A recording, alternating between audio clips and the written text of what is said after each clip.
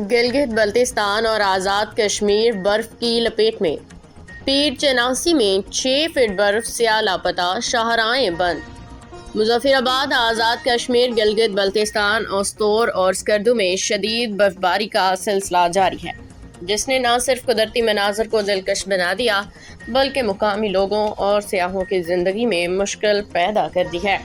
اوستور اور سکردو کے بالائی علاقوں میں معاملات زندگی متاثر ہو گئے ہیں، سڑکیں بند، بجلی مواصلاتی نظام معطل ہو چکا ہے، جبکہ آزاد کشمیر کے سیاحتی مقام پیر چناسی میں 6 فٹ تک برف جم چکی ہے۔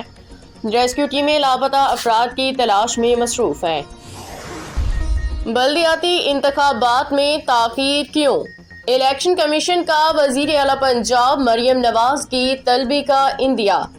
اسلام آباد الیکشن کمیشن آف پاکستان نے پنجاب میں بلدیاتی انتخابات کی مقررہ ٹائم لائن پہ عمل درآمد نہ ہونے پہ سخت مواقف اختیار کرتے ہوئے وزیر اعلیٰ پنجاب کو طلب کرنے کا اندیہ دے دیا ہے۔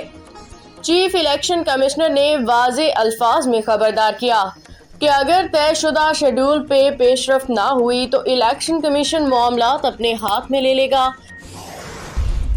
امریکہ نے بڑی فوجی قوت تہران کی طرف روانہ کر دی۔ ممکنہ حملہ جوہری پروگرام پہ حملے سے بڑا ہوگا، امریکی صدر۔ امریکہ نے بڑی فوجی قوت تہران کی طرف روانہ کر دی۔ امریکی صدر کا کہنا ہے کہ ایران پہ ممکنہ حملہ جوہری پروگرام پہ حملے سے بڑا ہوگا۔ ایئر فورس ون میں میڈیا نمائندگان سے گفتگو کرتے ہوئے امریکی صدر ٹرمپ نے کہا کہ ایک بڑی بحری اور فضائی فوجی طاقت ایران کی جانب روانہ کر دی گئی ہے۔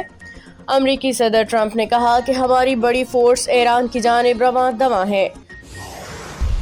وزیر اعلیٰ سندھ کا 2 سال میں گل پلازہ تیار کر کے تاجروں کے حوالے کرنے کا اعلان۔ 2 سال تک متاثرہ تاجروں کو متبادل دکانیں فراہم کی جائیں گی، مراد علی شاہ۔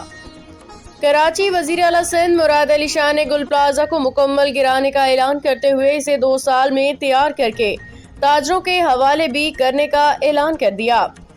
کراچی کے علاقے میں پیش آنے والے گل پلازہ آتش زدگی کے المناک واقعے پہ وزیر اعلیٰ سندھ سید مراد علی شاہ نے کہا کہ جاں بحق افراد کی لاشوں کی شناخت مکمل کروا کے انہیں لواحقین کے حوالے کیا جائے گا، جبکہ اس سانحے کے ذمہ دار عناصر کے خلاف مقدمہ درج کیا جائے گا۔ کسی قسم کی کوتاہی برداشت نہیں کی جائے گی۔ وزیر اعلیٰ سندھ نے صوبائی اسمبلی میں خطاب کرتے ہوئے واقعے کی ٹائم لائن بتائی۔ انہوں نے کہا کہ گل پلازہ میں 10:14 پہ گراؤنڈ فلور کی ایک دکان میں آگ لگی،